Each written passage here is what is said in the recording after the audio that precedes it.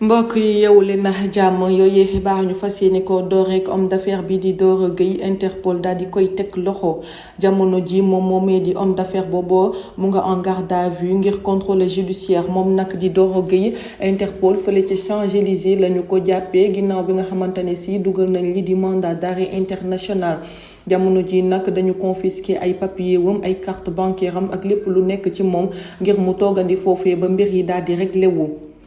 police Sénégal nag génn di weddi ni ñoom terewuñu kii di Barthélémy Toye Dias mu def ay activité ma loolee ay tuuma la ak victimisation. DIRCOM ville de Thiès ñu yor wàllum communication de la mairie de Thiès génn amal ab communiqué di démentir le coût de la réalisation de la statue de Lat Dior Ngoné Latyr Diop bu ñu fàttalee tuuti ginnaaw bi nga xamante ni si kii di monsieur le maire Babacar Diop dafa defar ab réalisation fële ca esplanade bu Thiès ab statue gars yi dañu génnoon ne 70 millions la ciy def monsieur le maire nag nee nañu loolu la dépensé woon ci statut bi coow le daal di bari ñëpp naan ay yàq la xajoon na fii mënoon na ko def ci dundu géeg lu ni mel la ñoom ñooñu nag ñu génn di xamale nag prix ba ñu dépensé ca statut boobee ci 44 millions 338 mille 500 ci suñu koppar lay toll. ñoom loolee la ñu wax ca communiqué ba ñu amal la ki ñu naan S.A. Mbacké di doom ci guide religieux bu mag fële ca Touba nekk ci ay guddi yu nga xamante ni si bët setagul moom nag ab benn taalibeem moo ko porté plainte di ko laaj xaalisam bu toll ci valeur 72 millions ci suñu ay koppar yëf yooyu nag mu nga commencé en septembre 2020 ba ko sëriñ bi ne nañu boole jënd ay tool ngir bay ko ndax taalibe bi moom xam na ni dafa yàgg bëgg mbirum bay da doon wax naan su ma ñibbisee Sénégal damay def li nga xamante ni si mooy investir ci ngàncax bay ak li nga xamante ni si mooy élevage naka noonee nag sëriñ bi daal ne ko nañu investir boole suñu doole daal di investir moom moomee nag di taalibe bi nekk fële ca États-Unis daal di yónnee sëriñ bi lu toll ci 30 millions en premier après mu yónnee waat ko li nga xam ne 10 millions lay toll ci suñu koppar après mu yónnee ko 15 millions ci suñuy koppar. waa ji nag ay frère am ñoo ko alerté ngir mu xippi daal di xool ginnaaw loolee nag mu ñëw vacances Sénégal daal di bett kii di sëriñ bi dem këram ci la xam ne nag sëriñ bi dafa lekk xaalis sama waaye mësul investir jamono ji nag n'emporte na ko plainte waaye ñu ngay négocier mbir yi ngir régler ko li nga xamante ne si rek mbir yi régler ko à l'amiable ñoom jamono ji loolee la ñu nekk di négocier. Ngoné Ndour di directrice Prince Art ci ab interview bu mu doon amal di xamale ni que nag nekk sërug Youssou Ndour honneur la ndax Youssou Ndour jàmbaar la ci biir jàmbaar yi ku nekk bëgg nga mel ni moom waaye nag des fois nekk rakkam dafay daal di metti ndax dangay dem ba loo amal sa bopp sax sénégalais daan ne mag jaa tax mel ni ñoom amuñu ak mérite pour yenn place yi lu ñu ci mel ni bi ñu ko falee. PCA bu SODAV nee na gars yi naan mag ja moo ko fa placé comme si moom amul mérite pour mën a liggéey ba daal di yegg si fii moom moomee loolu lay nakkarlu.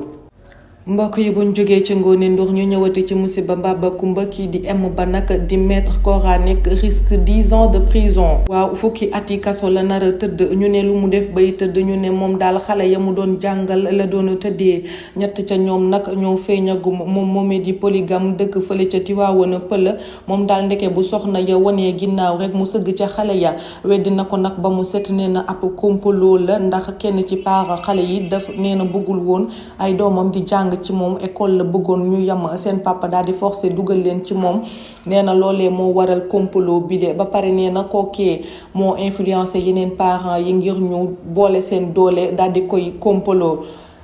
moomee mujjiñ tuuma yooyu nag boolewu si ay waxam dafa dem ca hôpital gynéco ba daal di ne koy ay attouchement sexuel am na ca moom nag mu daal di dem saisir yoon nag daal di tënk kookee nga xamante ni si mooy maître coranique ngir attentat à la pudeur et pédophilie. ca Italia nag la xewee benn émigré sénégalais moo bëggoon a rey ab policier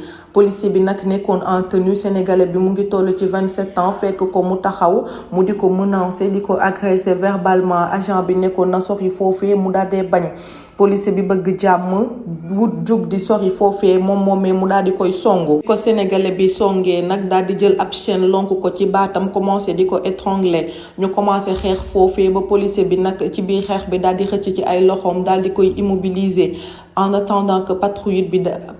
bi daal di ñëw daal di jàpp ki nga xamante ne si moo di agresseur bi. naam nag ñu ngi dute ci lucidité sénégalais boobee yoon daal dina koy teg loxo jamono ji police bi nag am na ay gaañu jamono ji mu nga ca l'hôpital ñuy faj.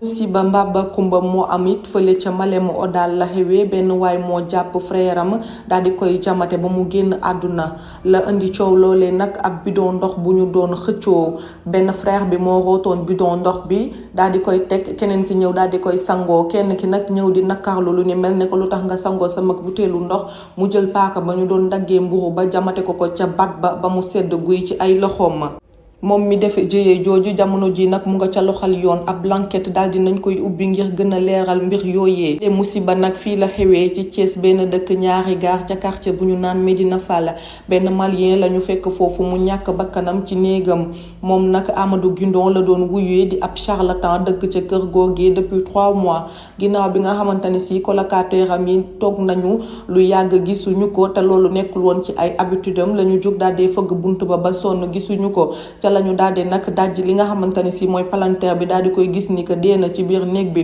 ñoom ñooñee nag ñu daal di woo kii li nga xamante ne si mooy sapeur ak police ñoom ñooñee ñu ñëw nag daal di évacuer li nga xamante ne si moo di corps bi def seen liggéey enquête it ubbi nañu ko ngir leeral mbir yooyu ndax mort naturelle la wala lu mu doon na.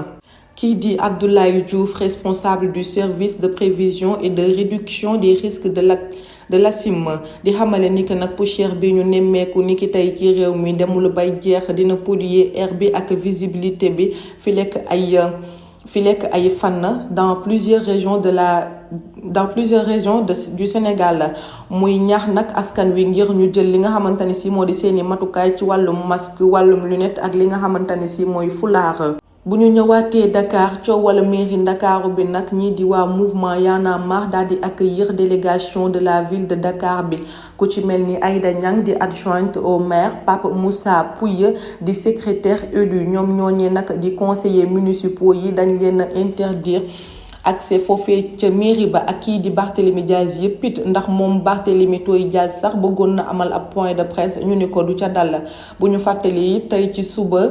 tey ci suba moom moomee di Barthélémy Diaz ànd na fa ak kii di Bougane Gueye Dany ngir ne dañuy dugg ci biir mairie bi police daal di bañ ne ñoom ñooñee duñu dugg foofee naka noonu nag kii di Barthélémy Toye Diaz boolewu ci wax dafa dugg ci biir Auchan bi def fa 10 minutes def ay achawam daal di génn nag dugg ci otoom ma kii di Ousmane Sonko pros fas yéene amal nag ab voyage fële ca Gambia loolee nag tey jii lay xew 19 ak suba di 20 décembre moom le premier ministre nag daal dina informé ñii di conseil bi que ni dina co-présider ak vice-président de la Gambie à l'occasion d'une visite de travail loolee di amee fële ca Gambie ci 19 ak 20 décembre lay doon. mbokk yi loolu lañ leen indiloon ci xibaar di leen ñaanal kenn dalug jàmm di leen jox dig daje ba ëllëg ak jàmm.